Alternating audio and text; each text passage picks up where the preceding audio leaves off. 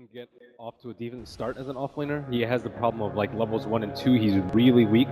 You'll see some Timbers pick up level 2 reactive armor at level 3, but sometimes it does not even get to that point. And he's not particularly good with the Iron Talent. Seneko got it. He stole the rune. They're going to go for the sentry straight into the stun. He's got to walk back in range of the sentry to get around the shards, but Seneko will get away. He is a bounty hunter by day and a thief by night. That especially hurts because you get a double regen against Dendy's level 2 Shadow Strike. And we've almost had like our permanent small cam on just Seneko and Korra battling inside the jungle. Oh, he's getting rolled on top. Yeah, Tusker goes for Seneko. Jirax brings Dust along with him. Seneko will try the run, but again, the Penguin slides out, putting up the shards. And Seneko, no real way to survive this unless he can last for about 2 more seconds. He goes invis, but that'll be first blood going the way of Koro. He had about 1.5 seconds left until that Dust was going to dispel. A little bit left unchecked inside the jungle. It is, but it makes up for the 2 sentry wards early, and they don't have any observer wards in the... Oh, Seneko! He just walked under the tower and went for the courier, but not only just the courier, it's the contents of the courier. Seneko and Denny will back out of this one, but it's the bottle of Fada that has just been lost. Major thing that Timber's also susceptible to is that big burst damage combo, and that's something which a Queen of Pain offers in droves. But my control can just get a TP to deal with that. If he middle lane, Fada initiated on. Seneko was waiting just for the right time to strike, and they kill him off. General came in just to say hello, but he really wasn't even required at the end of the day. Difficult to get that level 6 over on Korra, just because Seneko's been such a disruptive force. But then Seneko is now tanking up the bottom lane, also finding a little bit of farm of his own. They're trying to get his level 6 middle lane. Fada initiation comes in, but with double Spirit Siphon so quick onto Denny and Arsam. Snowball's coming forward, is headed over towards Denny, but they don't go up the hill with the Snowball. They're caught on the ground, and now with the Shroud, Fada the Sonic Wave's committed and say goodbye to your Death Prophet again. 2 kills coming the way of NaVi. And both of them have been over on Fada, and this is the power of the NaVi lineup. Now they can push into the tier 1 tower, but the power of the Liquid lineup, the counter push comes in from Mind Control. Line drawn towards the Yara into the Radiant jungle, and it's a schmuck. And I think Mind Control is going to be a very large issue soon. Well, Didira walks straight into it.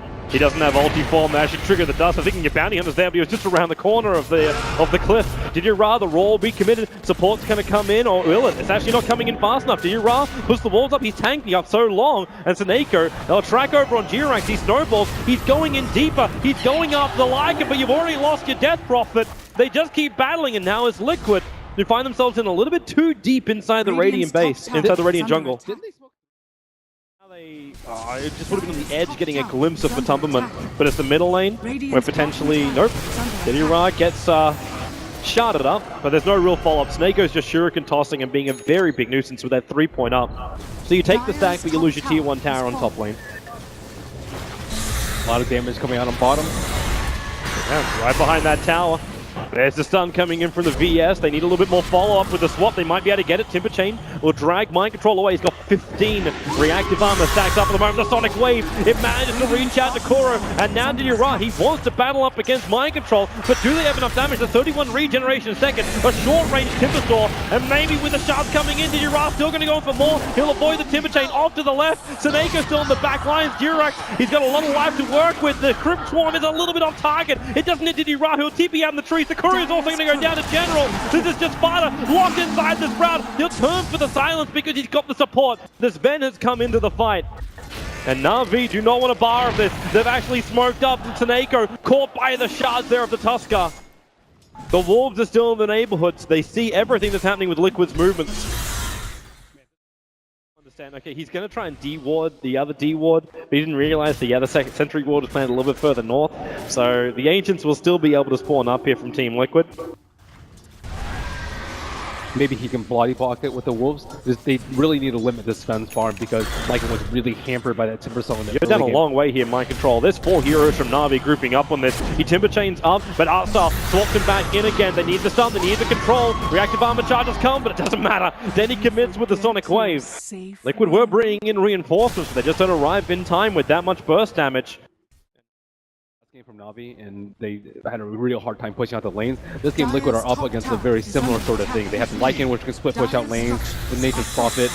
that can split push out lanes, and they need to be able to get to the point where they can 5-on-5. I believe their 5-on-5 is way stronger than NaVi at this point, especially with the Aegis on Sven. Who do you want to go on here? R-Style swapping out. Mind Control is actually in the top river as well. They're going to lose one, but the Wrath of Nature bounces through. Lycan down quickly. Jirax with a snowball, protected for a bit, but the Shakuran toss bouncing their way out. And now Fada, Exorcism is on the field. R-Style wants to run away from this one. He's got a stun. He can hold Fada in position, but Matalaman catching Snako on the back lines. They're able to just mop up NaVi underneath the tier 2 tower. But there's still a 3-for-2 trade-off. You got a good pickup in the top river.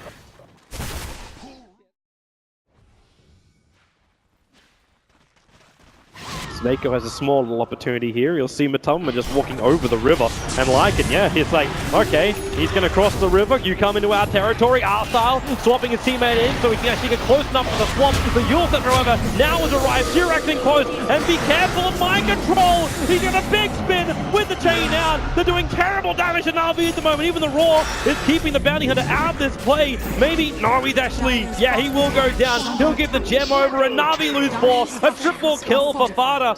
Mind Control with the perfect spin and Fada having all the time in the world after that Yule Scepter went off. Just let the Exorcism do its work. Question is, what do they now do with the Aegis of the Immortal? Try and look for team fights. And NaVi should try and dodge and split push. I don't know how Lycan's going to get involved in these fights. At some point, he's going to need a lot of one way. Koro finds Didira. Didira walking into his hands with a Necro Bork. He can't actually have enough mana to get the ultimate off. So you can say goodbye to Lycan. He bought up his Assault Cuirass recipe, plus the chainmail before death. So there's no money on the Lycan for a buyback. This is a 52-second window. He should be okay because of the pressure being applied through top lane. But Liquid may not care. They're coming in for that tier 3 tower. There's no fortification available from NaVi, and there is available from Liquid. And with Exorcism not being able to use for Roshan, Liquid are just going to melt through this mid-Rax. Yeah, there's God Strain, there's Inner Beast, there's Exorcism. How do you compete with this split push? He's not even down on the top. They're coming back to defend the top lane as well. General, he's going to get caught out, so he'll die up there. Meanwhile, Fada and Matalaman, they do all the work on the bottom. The stun from R-Style. Matalaman will return it with his own Stormbolt. You've taken out 2 melee sets of Rax. Now, can they get out of this one scot-free? Swaps available from R-Style with that level 2, but he's just not in range. The ball from the Beastmaster slowing him up so he cannot reach Fada, and then Fada turns for the double silence. Have they got any kind of stun, any kind of disable? No, they don't. The 2 people he silenced are the 2 people with the stuns. Outplayed by Fada. Now he has Blink and Arcane. And Mind Control with a sight. R-Style's moving up. That Hawk. Koro gets a glimpse of Snako. Snako quickly blinks up, and now they actually find the Timbersaw. You can track him up. Prophet, he's starting his TP over as well. So they think about going a Mind Control, but that new side device going to go to work. Not to mention the Roar from Koro catching down the back lines. Then he's gone. They lost the Queen of Pain. They lost their magical burst damage. There's no way they can kill Mind Control. And with the rest of the heroes coming over from Liquid, Matalaman looking to cleave through. The Bounty Hunter may end at 1 streak, but it's just a buyback. They just had the money. They just had the manpower. Team Liquid will just keep walking all over NaVi. Catching now inside the river, spin him around, drop him down. Didira is gone, and the last player being chased is Matalaman versus R-Style up on the top lane. Where's that armor toggle? There's still the Aegis Immortal, but R-Style's got no chance. 5-hero wipe in favor of Team Liquid. You did buy back once, and you did lose that Beastmaster, but still, now you go for the mid lane, and it looks like they can just go for, well, they can't go for the top lane because the tier 2 tower's still there, so they just go for the GG. Isolate R-Style, he's hexed up, Kuro's on top of him. This could be it for NaVi. They're losing too many players. Snako can come back into the fight, but the rest of Liquid are on their way. The double buyback from Dendi as well as Snako. But the tier 4 towers are under siege. Dendi does have Sonic Wave up, but he doesn't have his BKB for another 15 seconds. He doesn't really even have an opening. Game quickly spiraled out of control. NaVi, no solution to the mass team fight coming out from Liquid. They are really almost ending this game. 8 seconds until the Lycan is alive. 10 over on the Prophet. If they lose any more heroes, just like that, there it is. Quick picks and GG. NaVi are eliminated, and Team Liquid will advance themselves through into the next round where they get to battle up against Fnatic. Still a pretty good run from NaVi. Liquid showing why they're many people's picks for top 1 in this tournament. Yeah, they are such an amazing team, such solid play as well. NaVi tried to throw him off a little bit with that Lycan first pickup. You could definitely see the strength of their push, but it never really happened. But win or lose, this crowd still gives a lot of respect to NaVi. Liquid still with a very shaky early game, I would say. Beastmaster struggled a lot, gave away a few picks, Fada especially, but they really pulled through in that 5-man team fight. Few teams can match them in that aspect.